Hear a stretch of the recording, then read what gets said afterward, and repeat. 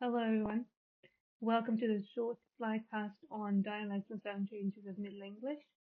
I will try to keep it short, and I advise that you read the literature at home, and should you have any questions, please raise them in the next session. We will start with a little bit of a recap of the previous session, just to know where we are in the course. So last time we talked about the Norman Conquest, which is yet another phase of linguistic contact between the speakers of English and a group of speakers of another language, in this case Norman French. So in the Battle of Hastings in 1066, William the Conqueror defeats the English king and proceeds to march to London and lets himself be declared the King of England, and then proceeds to systematically replace the English-speaking elites in England with his Norman French-speaking, not friends, but subjects, Norman French-speaking aristocracy, right? Who come into England and take over the land and all of the ruling and governing positions in the country. And so that leads to the Norman French being established as a language of power in England, whereas Normal English, was still spoken by lower people in society, right?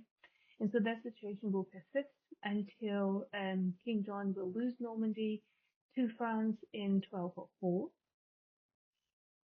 There he is, King John, also called the Bad King John by historians for his not necessarily wise political actions as the king.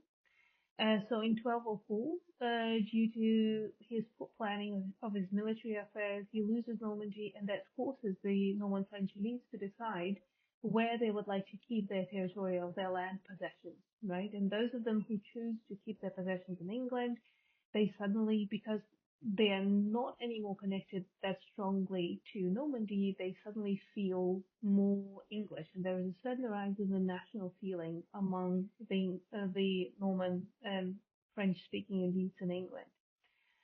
And so another historical event, which is the Hundred Years' War between England and France, makes the French the enemy, and that again contributes to the rise of that national feeling in the elites, who now do not want to identify themselves with the enemy. They cannot be part now of this French identity, and that leads eventually to the re-establishment of English as the language of the country, as the language of administration and government in roughly the 14th century. So much so that in 1362 the Parliament opens in English, which had not been the case up to that point, because all of the kings and all of the parliamentary proceedings, everything was in French and everyone spoke French.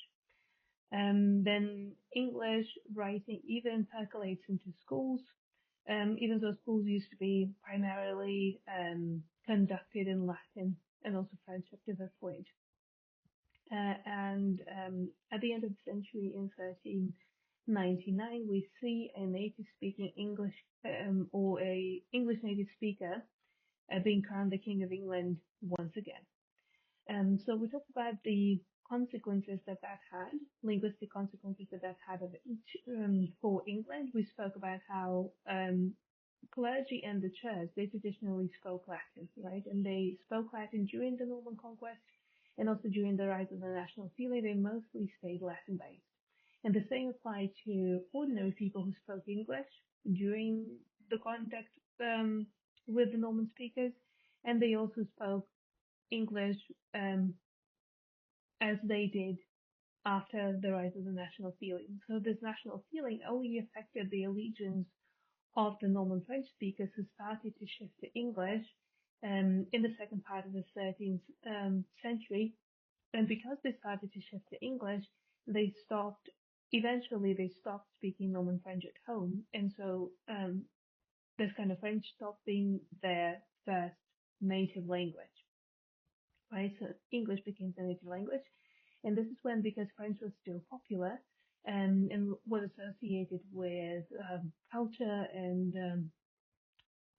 the language of the basically aristocracy, while Norman French spoken on the Isles already had sort of a dialectal, less prestigious fame, the elites, they used to be normal French speaking, but now were English speaking, started to learn Central French as a foreign language, and that would result in two different phases of borrowings into English. So in the first phase, from 1066 to roughly the middle of the 13th century, we have primarily borrowings from Anglo-Norman, while in the second phase, starting from the middle of the 13th century, roughly until the beginning of the 15th century, we have many more borrowings from Central French, right? And so this you can read on your own. The borrowings did not only affect words, but they also led to hybrid formations in which special or certain suffixes were borrowed as well. So the English speakers borrowed so many words, and some of them had suffixes, that eventually they recognized that certain endings in words were suffixes and they had a certain meaning, for example, the nominal meaning. And so they started using these suffixes as means of word formation for their own words and combined their Anglo-Saxon bases of words with these new French suffixes, which led to hybrid formations, as we call them. There were also loan translations, which is, let's say, French terms that combine multiple meanings that were translated part by part into English words. And at the end, we have quite a lot of synonyms of words that exist in English, and at the same time, they're paralleled by French borrowings that mean the same thing. And this is still the case in English, that we have basically various strata or registers of words, where the English words are the most everyday, most mundane words, while French words have a certain gravitas to them. They have a certain formal vibe to them, right? For example, hide and conceal, or welcome and reception, or hearty and cordial. The second word in the pair of the words that I just provided for illustration is French, and you can hear that those words are not used on the everyday basis, but they're rather used in more formal context. All of that, again, you can revise by looking at the materials of the previous session. We also have words that are doublets. They're borrowed basically twice from Norman French and from Central French. They are very close in their pronunciation, they're close in their meaning, and they again both stayed in the language, maybe with slightly diversified meanings, such as guarantee and warranty. Right, the meaning is very close. They're used in slightly different contexts, but still both stay. So today we'll switch a little bit from the historical background to talking about the properties and structure of English as it existed back in that time. So last time we said that the language has changed, starting actually even before the Norman conquest, and there were significant developments that were the result, or maybe they were accelerated by the contact with the Scandinavians, with the Vikings. And there was such an observable marked change in the language around this point in time that we stopped calling it Old English as we did before, and we are now in the phase of Middle English, right? So that we'll be looking today at Middle English and its various varieties or dialects, and we'll also inspect the phonological side of the language, the same way that we did with Old English. Okay, so what was the situation in Middle English in terms of dialect? You will remember that Old English was not homogeneous. It actually had four major dialects. There was Northumbrian in the north, Mercian in the middle, and then there were two southern dialects, Kentish and West Saxon. We also talked about how around the 9th century there's this unification of England, right? In the face of the Scandinavian attacks, Alfred the Great becomes the king of the unified England now, and the dialect spoken in Wessex now rises to the status of the standard. And so we see many manuscripts past the 9th century that were produced and written down, so we're following the features of West Saxon dialect in terms of spelling, even though spelling varied according to the scribe because people were writing by ear, but they were still aware of how things were said in West Saxon, and in terms of grammar as well. Importantly, what is very important for us to note is that the form of English that we speak today did not actually develop from that West Saxon dialect. It developed from another dialect of modern English that suddenly acquired more prestige, while that West Saxon dialect sort of faded into obscurity with time, and historically it stopped being relevant. So one of the factors that helped West Saxon fade into obscurity was the fact that with the um, coming of the the Norman French speakers and the replacement of the elites by French speakers, there was no more English standard to look up to for a normal English speaker. And that led to the fact that the local dialects spoken in various places in England, they started to diversify very quickly. They started to drift apart from each other in terms of the forms of speech because there was no unifying standard that people could point to and say, this is how you say things. You could now say things whatever way that you said them, without anyone pointing to the grammatical or phonological correctness or incorrectness of what you're saying, right? Because there was no standard.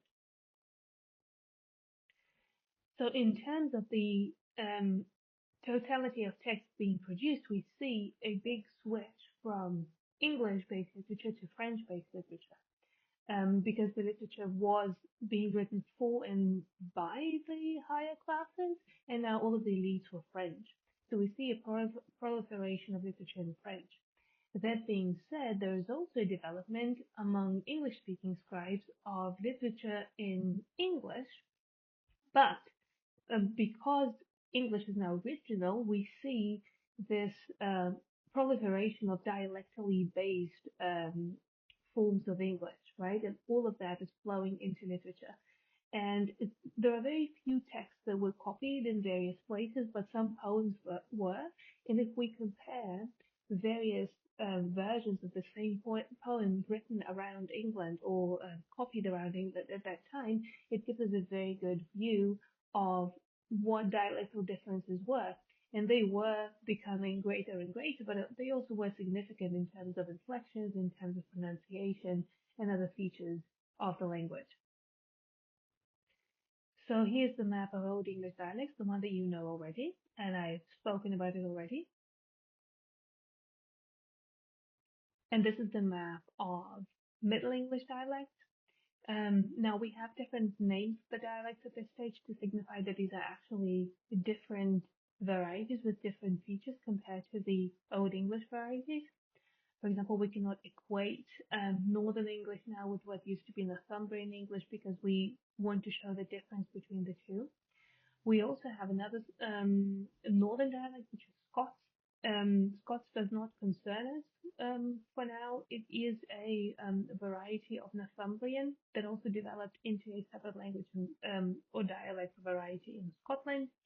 And is beyond the scope of this investigation for now. We have two different dialects in West Midland and East Midland English, and you will probably be able to reason why we now have two dialects in the middle. It's because of the territory of the Danelaw and the fact that East Midland English has had more contact with Old Norse and now shows the most contact phenomena compared to West Midland. And we also have Southern dialect in place of West Saxon, and we have East Southern dialect in place of Kentish, which also are developments of the Old English dialect.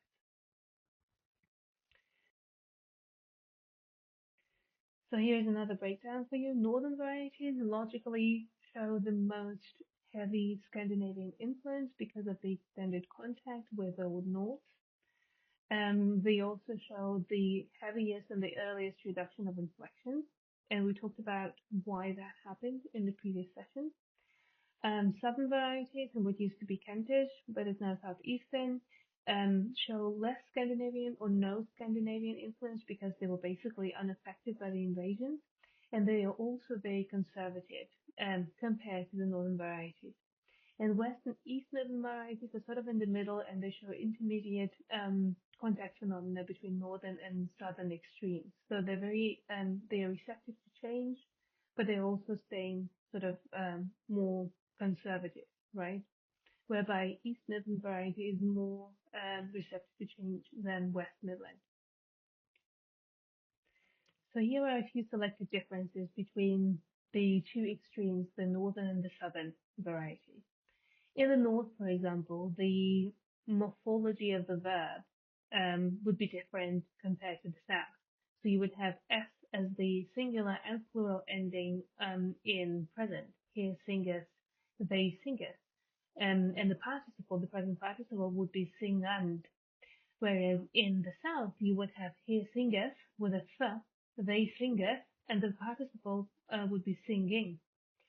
Another striking feature is the use of pronouns. While northern varieties use the Old Norse pronouns that we talked about, they, their, and them, the southern varieties still use he, here, and him, which are the traditional Old English pronouns, plural pronouns. And another phonological feature, for example, is that the vowel R, the Old English R, stayed R in Stana, Hama, and Bana in the northern varieties. But below the river Humber, it changed into an O in words like stone, home, and born. And this is how we know them today in a slightly different pronunciation. Here is another map for you showing the distribution of features, or basically the most northern leaning varieties compared to the most conservative varieties in the southern. And this is marked by means of colors. So you see southern varieties in yellow, which are the most conservative, and then going up north and becoming more and more affected by the contact with the Old North. As you see, Early Scots would show the most contact with Old North. And here is an excerpt from a text, from a contemporary text from 1327, that basically reflects the situation through the eyes of the people who lived through it. So it says, men of the East with men of the West, so people of the East with people of the West, basically people of the East Midlands and people of the West Midlands, as het were under the same party of heaven, as if they were under the same part of heaven, accordeth more in studying of speech than men of the North with men of the South. They accord with each other more in the sounding of their speech than people of the North with people of the South. Therefore it is that mercy that both men of Middle England, therefore it is that Mercians that are the people of Middle England, as it were partners of the Enders, as if they were situated between the two extreme cases, understandes better the feeder languages, northern and southern, than northern and southern understandes either other. So they understand better the languages to their sides, the northern and the southern, than the northern and the southern actually understand each other. So around this time, the dialectal situation is such that some people from England can understand each other and other have more of a difficulty to understand each other. But nonetheless, around the 13th century, we see the rise of a particular dialect of the East Midland dialect that will become the origin of English that we speak today. And that happens as in the 13th century, the towns begin to grow in their population and prestige, so everyone is moving to the towns. And that is a consequence of the Black Plague taking out a major part of the population, especially the workers, and the workers acquiring, because of now the scarcity of the workforce, acquiring a certain power that they could bargain for better working conditions and not wanting to work the land anymore. This does not apply to all of the workers, but there was an opportunity for people to earn more money in the towns, and the towns at that point in time start to grow. And one of those towns that also had the status of the administrative head town of the capital was London. So London is growing around that time, and a lot of people are moving from various parts of the land into the area around London and into London itself. And so that contributes to the rise of the status of London and London English. It basically is a melting pot at this point in time for the speakers of various varieties. And naturally, as people move into towns, there is a certain need for entertainment among people coming together and having a certain social life. And during that time, there was a rise in the volume of literature produced in the London dialect and in the East Midland dialect, for that matter, because London is a very influential city. There is the seat of the king is there, and so people are flocking there, and naturally there are writers who are putting out literary work. And one of the most influential people in this respect is Geoffrey Chaucer. So Geoffrey Chaucer lived in the second half of the 14th century. And he was born in London as a commoner. His father was actually a wine merchant, but he spent a lot of time at the courts. So in the vicinity of power, let's say, and he traveled on diplomatic missions around Europe as well. So he was a poet, an author, and a civil servant, and he's actually called the father of the English literature. This is not entirely true because we know that there was literature being written before Chaucer, and it was written in English and it showed a great dialectal variation. But his work was the first work in English that had a major success with not only aristocracy, but all kinds of people who could read and who were maybe told of his work if they didn't read because his work was so massively popular. And his most famous work is Canterbury Tales.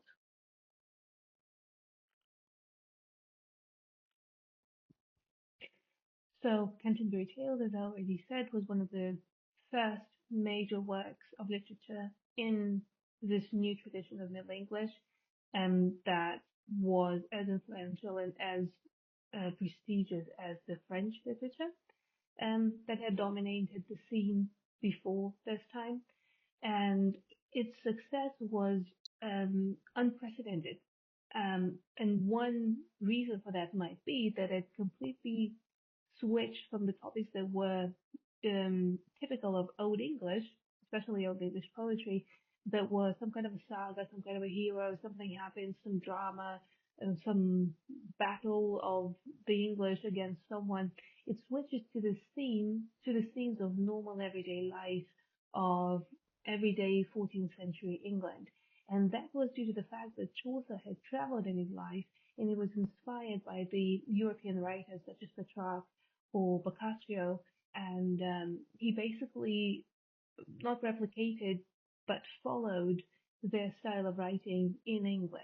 As it was writing about Canterbury Tales is actually about a group of pilgrims who travel to Canterbury, and on the way they share stories with the hopes of winning a lunch on the house or a dinner on the house. So the people or the person who tells the best stories wins. And this is how we have a collection of completely unrelated various stories that reflect the life of normal people. And so what Chaucer did very masterfully and what's very important to us is that he used the dialectal variation that was very clear in the consciousness of people that certain people spoke in a certain way. He used those dialectal differences to style his characters. And so Chaucer's work is actually a very important piece of material for us to be able to investigate sociolinguistically the ideas or the images associated with certain dialects as well. And so his work was wildly popular among all classes of people in England. And we know this because around 80 handwritten manuscripts of that original work survived. And that was before the advent of the printing press. So copying literary works was still done by hand and it was a costly enterprise. And so if we have as many as 80 manuscripts that survived, and maybe many more didn't survive, that speaks to the popularity of the work.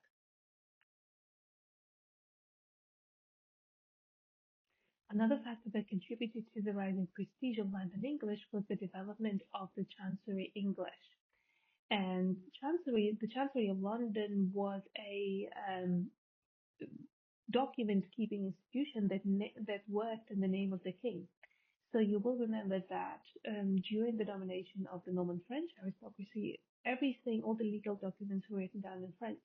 But then when the switch happened to English, there was a need to translate everything and to write down everything in English. The tradition of bookkeeping in French, it held for some time, but then around the 15th century, English took over. And so there was a need to produce some kind of a standardized form of how documents would be written down, and that happened in London in the Chancery, as certain forms of spelling and certain phrases and forms of grammar were fixed into this Chancery English standard that had a certain prestige.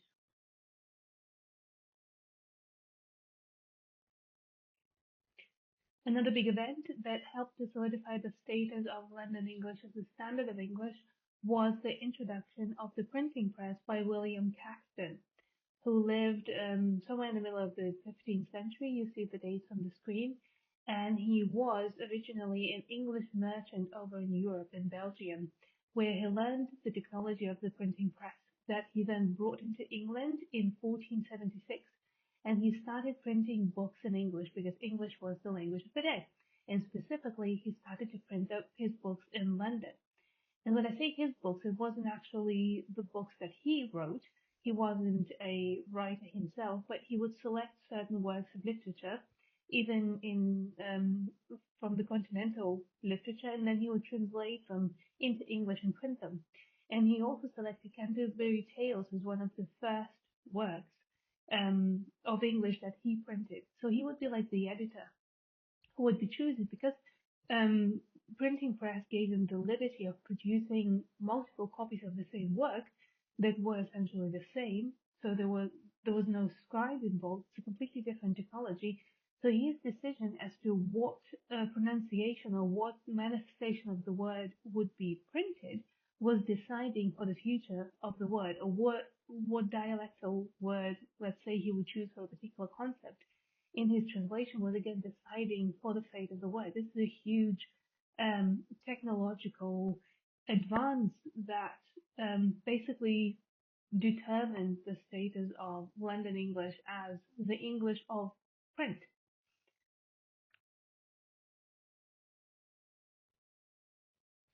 And Caxton himself, as an editor, he's aware of this problem and of the fact that he's deciding the fate, basically, of the language by choosing certain words. And for him, it's a dilemma and a puzzle as well. He doesn't know what is right, but he sort of trusts his native speaker feeling. So he describes that conundrum in his own writing from 1490, which is the so-called egg story. So in the text that you now see on the screen, the green bits are all of the reforms of spelling that were undertaken by the French scribes. These are things that differ in English now compared to the Old English spelling, whereas the words in red are borrowing from French. So Caxton writes, and certainly our language now used varies far from that was used and spoken when I was born. And common English that is spoken in one county differs from another, insomuch that back in my day it happened that certain merchants were on a ship in the Thames, and they have sailed over the sea into Zealand, and because there was no wind, they went ashore at Holland, and then they looked for refreshment.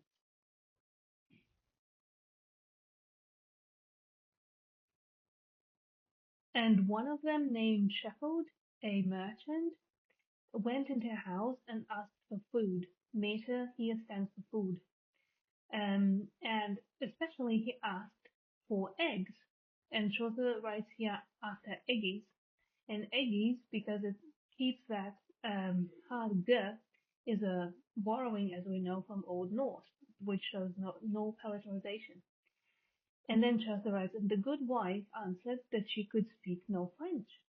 And the merchant was angry because he also could speak no French, but he wanted to have eggs, so eggs, and she didn't understand him. And then, at last, another merchant said that he wanted to have eieren. And the word Aaron is actually a doublet of eggs that shows the Old English palatalization because the g has turned into the palatal y. So Aaron is the southern word for eggs, while eggs is the northern word for eggs. And the good wife now said that she understood him well. And so at the end, Caxton asks himself, what should a man these days write, eggs or Aaron, right? So he's aware of this clash between the two varieties and or the two, let's say these two variants, but more varieties than that. And that whatever variant he chooses, that variant will stay or will be more represented in writing than the other variant. So here you see what Caxton had to deal with in terms of variation in spelling that had developed throughout the Norman conquest period in England when the dialects diversified and the local scribes were writing according to their own ear, whatever they heard, they thought they heard, and whatever the word was. So if you look into various manuscripts, we have a plurality of ways to write the same word. So you have on the slide, you have around 30 various ways to write the word night that all reflect the pronunciation. So you see the conundrum was not a simple one. Now to recap a little bit, throughout the Middle English period, especially in the first part, there was a huge diversification of the local dialects because there was no standard of English that people could look to. And that resulted in the proliferation of local literature in the dialects that were spoken in wherever the literature was produced, right? And then starting from the 13th century and going forward, we have the emergence of the East Midland dialect as the standard. West Saxon is vanishing, is fading away into oblivion, the previous standard, and the new standard emerges. That is the standard of London, and that has to do with a couple of factors, one of which is Chaucer, who is writing this hugely popular work of literature, that is Canterbury Tales. The other factor is the establishment of Chancery English as the language of the court, the certain norm of the King's Court. And then we have the introduction of book printing that sort of takes this London dialect and puts it into writing, which gives it this permanent character. And the printing press was introduced by William Caxton in 1476. So at the end of the Middle English period, we already have a literary standard, which is the London English. And it shows that the influences from the northern and the southern varieties, because as we spoke about before, Midlands were in the middle and they were sort of like the traditional region between the two, and they understood the north and the south better than the north and the south could understand each other. And also, London was the place where people of various dialects traveled to and settled, and so they sort of intermingled there and brought the characteristics of their speech with them, which affected the London dialect. Okay, this is where we end with historical background, and let's have a look now at the phonology of Middle English. We will start with vowels. So one of the features that distinguishes Middle English vowels from Old English vowels is the change in their quantity, meaning in their duration. So one feature of Middle English is that there was a lengthening of vowels, of short vowels, in certain positions and in certain environments, you could say. For example, short vowels lengthened before a sonorant plus another consonant. So a sonorant is a consonant that you can sing on. Are such consonants, so nasals and liquids, and when that was followed by another consonant. So in an environment like Finland, where it is followed by n and d, that would lengthen into fienden. And the same would be the case in come, that would become calm. And in modern day English, all of these vowels that are long, they will have changed to either a diphthong or they would change into another long vowel, but they would retain their length, which is why in today's English we say find and comb. Further examples are chilled changing into chilled, field changing into field, gourd changing into gourd, and all of the examples that you see in front of you on the screen. Now, this development was hindered when a third consonant appeared in this consonant cluster, which is why we now have the difference between child and children. The first element or the first word shows the lengthened vowel, whereas the second one doesn't, because in children you have three consonants following the vowel, that is l, d, and r, right? So you can compare it to German, where that didn't happen, and the plural of kind, it still has the same stem vowel, kinder, and now compare that to modern English, where child is opposed to children. So this difference in the stem vowel is because of this lengthening that didn't happen in the plural form, but happened in the singular form. Another environment in which vowels, short vowels would lengthen would be in open syllables. So syllables that have no coda, or basically syllables in which the nucleus vowel in the middle of the syllable is not followed by a consonant. So if we look at the word nama, which is Old English for name, it has two syllables, right? It has two vowels, therefore it has two syllables, nama. So both of these syllables are open. So in Middle English, the second vowel in the second syllable will weaken into I. And the first syllable, the first vowel there would lengthen because short vowels in open syllables will become long. So this same word in Middle English would be nama. And the same would apply to the word for bear, like carry. So bären would be the original word, and then bären would be the Middle English version of that word. So another development that affected long vowels in Middle English was the shortening of long vowels in certain environments. And one of those environments was this time closed syllables, that are syllables that end in a consonant. So as an example, let's look at the Old English verb keepan, that stands for keep and is still in the language. So keepan, the infinitive, has two syllables. The first one is open, ke, there's no consonant in the coda, and the second one is closed, pan.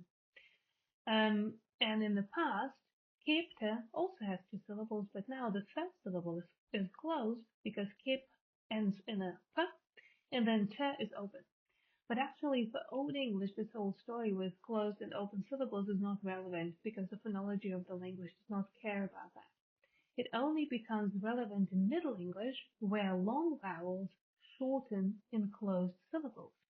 So the word kepte in Middle English shortens its vowel, even though historically it's a long vowel, because the first syllable is closed. And this is how we arrive at this paradigm of modern English: keep, kept, kept. The vowel of the past tense is shortened or short today. We don't know that it was shortened, but it was because it's a closed syllable. And another environment where long vowels would shorten would be in the first syllable of three-syllabic words. So the words of three syllables. Holiday would be holiday. So let's summarize once again these developments that concern the length of vowels. Vowels would lengthen, short vowels would lengthen before a sonorant and a consonant, and in open syllables, that are syllables that end in a vowel. Whereas long vowels would shorten in closed syllables and in the first syllable of three-syllabic words. Another very important development that would have its consequences for the grammar and especially morphology of Middle English is the reduction and loss of vowels and or n in final unstressed syllables. Hence, a lot of inflections that used to be in Old English. For example, Sam Kuninger or Sam Kunger would reduce to the king. So the king that used to express dative case through this ending would lose the ending and just stand on its own as a stem. Or each singer would be e-sing. So this ch would be lost as well, but this is not what we're talking about right now. Or the verb singan, which is the infinitive, would then weaken to singen, then to singer, and then eventually it will have no ending at all, as in sing, the verb that we use today. Or a noun like naman would first lengthen into naman, and then would be namen, and then nama at some point in time, and nam without the final weak e. And today we know it as name. Another development affecting vowels will be the development of new diphthongs in Middle English.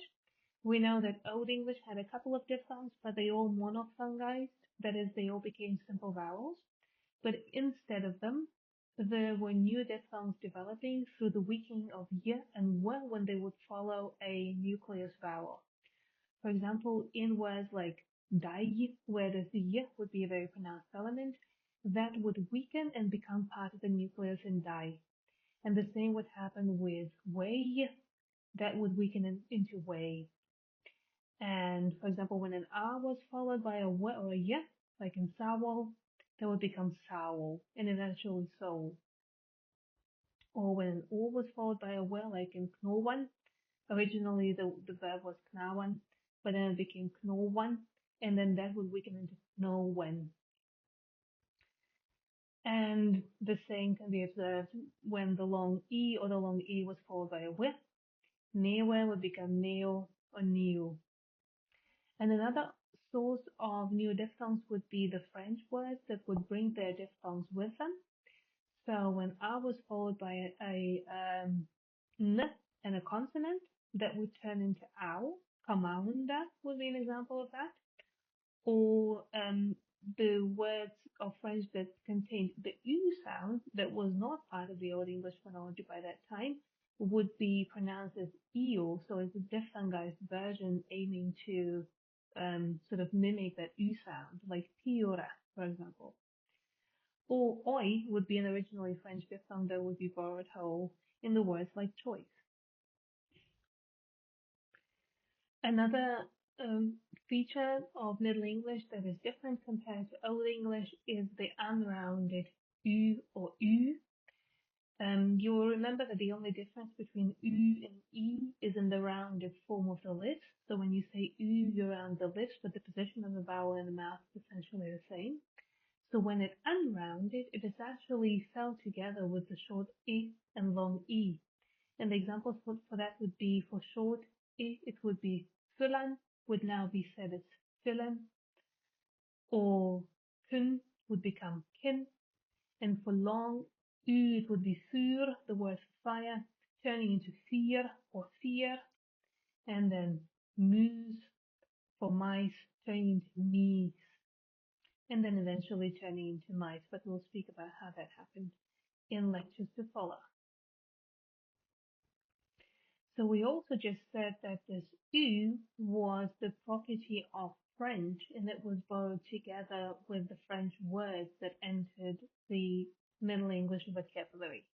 So that U didn't unround, but it actually took two routes. It was either diphthongized in eo, kiora and eosa, or it was merged with the short u, like judge or justice. Okay, let's now talk about the consonants of Middle English. There were not too many developments on this front, but there was one that was very significant and that we need to cover. So specifically, one particular change was the split of the voiceless s, f, and th into two different phonemes each, into the voiceless and the voiced version of this phoneme. So if we return back to Old English, you will remember that these phonemes only existed as one sound. For example, s, and f were the phoneme, and their voiced versions, z, v, and v, were the allophones of the same phoneme. So the speakers did not distinguish between s and z, or f and v. There were no words, no minimal pairs, where changing the sound would make a difference, but rather the voiceless sounds occurred in unvoiced environments in the beginning or in the end of the word or between two voiceless consonants, and the voiced versions of the same sounds would occur in voiced environments, that is, between vowels or between a voiced vowel and a voiced consonant. So if we look, for example, at "s" in the first line here, we see the word hus for house, but that the plural huses has "z" in the middle of the word, but the speakers still think of it as the same sound, so they do not distinguish between "s" and "z." Now that changes in Middle English, where these two, the voiceless and the voiced, become phonemes instead of being a phoneme and an allophone of the same phoneme. That means that the speakers start to think of these two, of "s" and "z," of "f" and "v," and "s" and "z," as two different contrastive units that they can use to build new words. And mostly this happens because words appear in English in which these two, or each of the pair, appear in the same environments. That is, for example, they can both appear in the beginning of the word, or they can both appear in the middle of the word, and the word is different. It's not yet that the minimal pairs are there, but it's just the environments where they appear overlap. So the example is right now here is the one of "f," what used to be a phoneme "f," and in Old English it still has two allophones.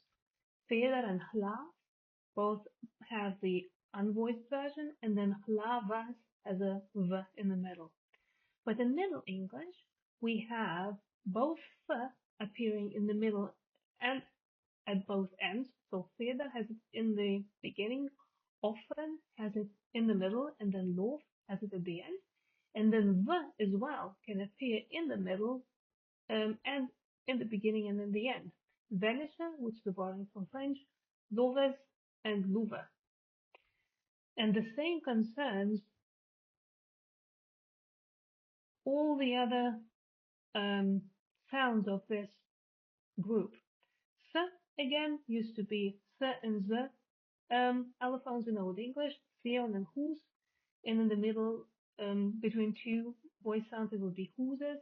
But then in Middle English, both these sounds can appear in the same environments. So "seien," "horses," and "house," for example, and "zone," "houses," and "house." And the same concerns "th," which in Middle English can appear in the middle in "thef," or in the beginning in "thef," in the middle in "morthe," and then at the end in "path." But "the" can appear in the beginning as well, "the," then "mother" in the middle, and at the end "clothes." So what were the reasons for this? Why did speakers of Middle English suddenly start confusing the environments in which they placed certain sounds?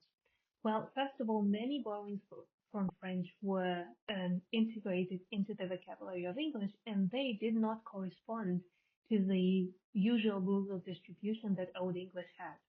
So in those words, these voice sounds would appear in any which environment, and the speakers of English would just have to deal with it, and they were exposed thereby to new positions for these sounds that were unlike the positions that they were used to from Old English. Secondly, in Southern dialects of Old English, for some reason, these usually unvoiced or voiceless phonemes in the beginning of words started to be voiced already at the end of Old English period.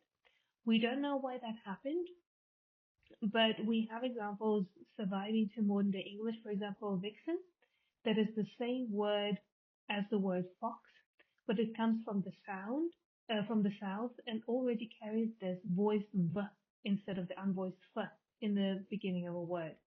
And the same applies to that for fat, which is a doublet basically of the northern version fat, which is also a word for container or a vessel or the German fat. And then another reason would be a change in the unstressed words, basically in function words that started to be to contain voiced the instead of the unvoiced the. So the, that, and they would be voiced in the beginning of the word. And then finally, there was this general changing of the shape of Middle English words. And so sounds that used to be in the middle and that were followed by an inflection of some sort, when inflection died out, they suddenly ended up at the end of the word. And so if it was a voice sound, let's say in the word bother, then suddenly it would stand on its own in bars, right, without the final A, which would make it an intervocalic environment, it would just stand there on its own. And so because the speakers were exposed to these different places where you can now put these sounds, f and v, and the rules of distribution were now different, they eventually, generation by generation, they started thinking of these, what used to be allophones of the same sound, they started thinking of them as two different sounds.